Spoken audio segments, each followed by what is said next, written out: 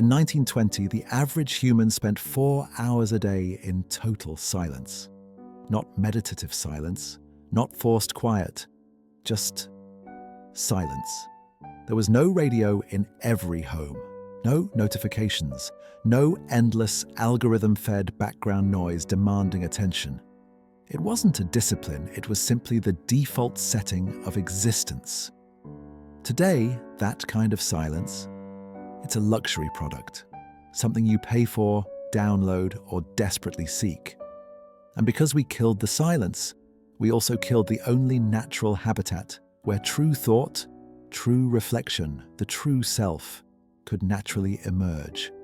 This is the story of how, in less than a century, we lost our minds to the relentless noise. The assault began subtly. The radio, a marvel of communication, brought the outside world directly into our living rooms. Suddenly, silence wasn't the default anymore, it had to be chosen. Families would gather, not to converse, but to listen. It was a shared experience, yes, but it was also the first erosion of the inner quiet. We started filling the void. With news, with stories, with music. We learned to live with a constant hum. Then came the television, the visual companion to the auditory. It brought moving pictures, advertisements, and an entirely new layer of constant stimulation. The thinking room became the watching room. And the concept of unstructured time, that crucial space for daydreams and quiet introspection, began to shrink. We didn't notice it at the time, but we were slowly becoming addicted to input, always needing something to look at, something to listen to. By the 1960s and 70s, the workplace became a symphony of minor anxieties. Phones rang off the hook, typewriters clacked. The pace of information, while still slow by today's standards, was accelerating. Our brains, designed for tribal communities and quiet forests, were now attempting to process the output of entire cities. But the greatest shift? It wasn't just the noise around us, it was the noise inside us.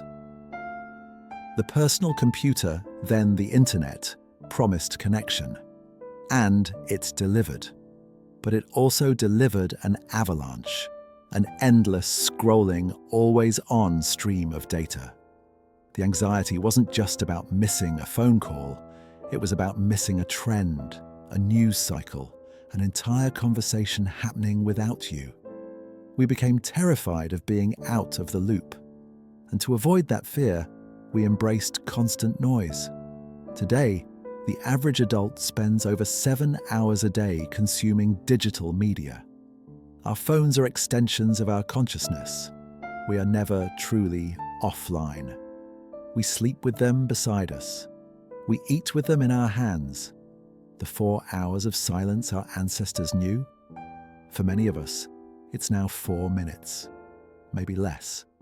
We are constantly inputting, constantly reacting, constantly performing. But here's the paradox. The more connected we become, the more profound our sense of isolation. The louder the world gets, the quieter our own thoughts become. We don't just kill time with constant distraction, we kill the very space where we forge our identity. We killed the silence, and in doing so, we choked the wellspring of self-awareness. Reclaiming your inner archive isn't about grand gestures. It's about remembering a forgotten skill, the mastery of the pause.